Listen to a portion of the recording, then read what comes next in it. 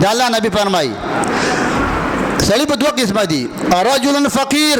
یو سړی غریب دی رجل حقیر عند الناس یو سړی ته خلک سپک نظر کوي کمزوري نظر ورته ګوري ذمیم المنظر لباس هم کمزوری دی سپک نظر هم ته کوي وهو ينجي غدا دا به په ورځ د قیامت باندې کامیاب وي یو سړی دا دی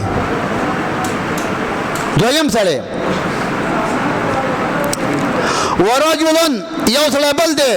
طریف اللسان ژبه ډېره برابره ده چالاکه دی هوښیار دی ماهره دی وکیل دی نور څه به نه وایي وکیل دی خدای دې ستاسو زامن وکیل نه جوړوي دا ډېره د پیرزو خبره ده ښه خدای دې ستاسو زموږ زامن وکیل نه جوړوي بس د وکیل نه لوی مجرم زما په معلوماتو کې په مخ ته ځمکه دا بل نشته دا غټ مجرم دی وکیل دا ډېر ګناهګار خلک دی دا سړی څه شی دی طریف اللسان خبرې پستی دي هوښیار دی چالاکه دی جمیل المنظر شکل دی چې ګورې ښایسته دی جامې ښایسته دي رفیع الشان درجه اوچته ده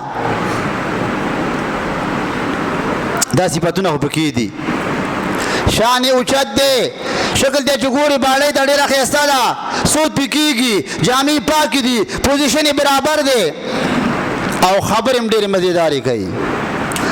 دا الله نبی وایي زه نه یم وهو حالک غدا یوم القیامه دا سړی په ورځ د قیامت تباه او برباد دی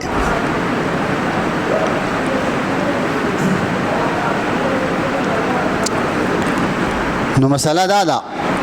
په ظاهري لباس په ظاهري پوزیشن څه نه کېږي هېڅ هم پې نه کېږي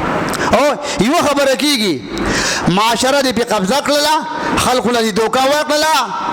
او دننه ډډ یې ډډ تباه او برباد یې دننه